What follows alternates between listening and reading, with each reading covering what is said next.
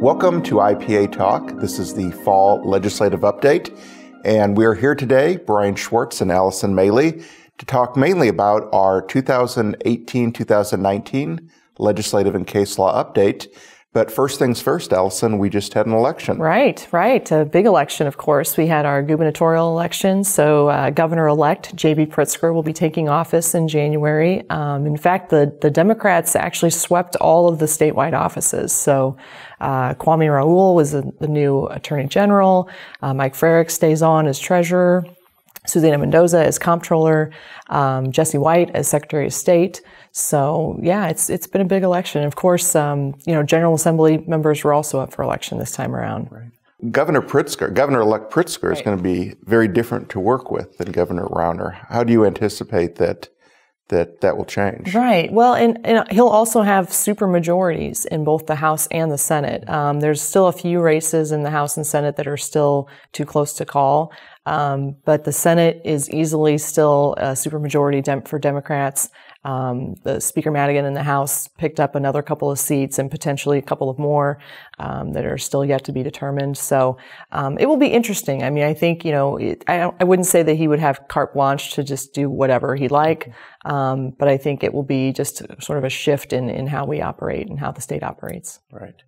So before we get to the new General Assembly and the new governor, we have veto session coming up, and that will be November 13th through 15th.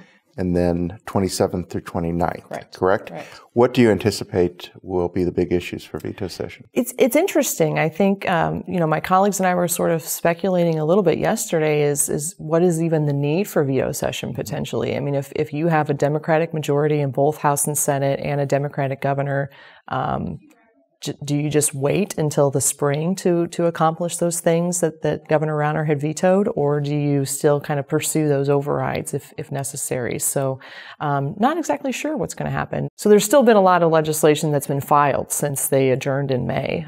So there's potential for still things to be on the table coming forward. One of the things that we discussed is some abuse situations that happened in the Chicago Public Schools and some pending legislation. Right. Do you anticipate that will be debated during veto session? That's a good question. I think it may come up in just maybe conversation. I don't know if the bills themselves will be voted on or put forward in committees. I haven't seen anything lately to see that they would, but it's definitely a hot topic that I think all legislators that are involved in it want to address. Sure. And the other piece of legislation, high-profile education legislation that Governor Rauner vetoed with the minimum salary for teachers. Right. Do you anticipate that will come up for an override, or? The sponsors in both chambers, in the House and the Senate, have both said they even did a few press briefings that they plan to seek an override. That was prior to the election, so I don't know what their plans have changed or not, but we will see. I think that may be something that does come up. Sure. And in the House, I believe requires 71 votes for an override, and I don't believe the initial legislation received that many votes. Did not. Yeah. So the prospects of passage, in your opinion? I would say slim at this point. I mean, we'll have some lame ducks, legislators that are on their way out that may want to take that vote that didn't before. But, it just kind of depends. We'll see what happens, I think. Great. Any other reflections on veto session? I think we're just, looking forward to turning over a new leaf and getting ready in the spring, I think. Be interesting. Yeah. Great. The other information that we wanted to present to you today is the end of November. You will be receiving in your mailbox our Legislative and Case Law Update, which will look like this. It is our 10th edition that we've put together. And what Allison and I try to do is take everything that could possibly impact a building level and put it into one document, whether it be a new law, court case, federal regulations, whatever we can think of that will impact you on a day-to-day, and try to give you some practical guidance on implementation as well. And one of the reasons I think this is so important is that the General Assembly isn't really on our timeline in terms of the educational school calendar. And in many cases, they pass legislation that becomes immediately effective, and the immediate effective date is usually in late August, right at the time school has started. So there are a number of things that will be more immediate than not when you look at our legislative and case law update in terms of what you need to implement. But a couple, just to give you a preview of a couple of things that are in here, medical marijuana for students has come to fruition, and students with a valid medical marijuana card and a parent with a valid caregiver card will be able to administer medical marijuana to their student at school under certain circumstances, which we fully discuss herein. Another piece of legislation, another new law that has a lot of attention is the active shooter drill. Right. Can you talk a little bit about that? Sure. So it requires an active shooter drill within 90 days of the new school year. So although it's effective now, it won't be effective until January 1. It's really effective for the coming school year.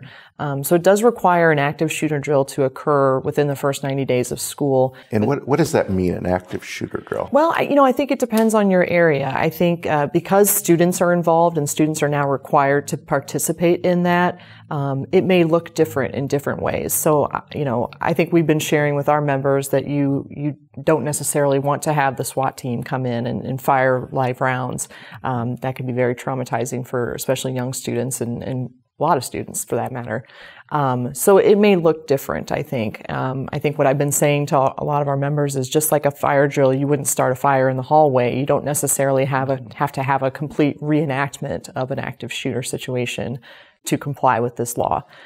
So just, to kind of be mindful of your students and your population when you're thinking about that. Sure. And administrators have the discretion to exempt students on a case-by-case basis? That's right. Any students that you may know of that have certain, trauma issues in their background or certain students that perhaps could be easily rattled by something like that, administrators could opt them out.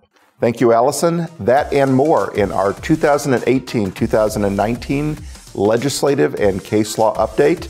A link is on your screen, which you can click on for more information. For the Illinois Principals Association, I'm Brian Schwartz. And I'm Allison Maley. Thank you.